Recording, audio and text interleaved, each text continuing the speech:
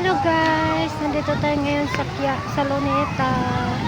Tingnan nyo guys, ang daming tao nag-i-enjoy. Hapon na dito, mag alas 5 siguro ngayon. Kaya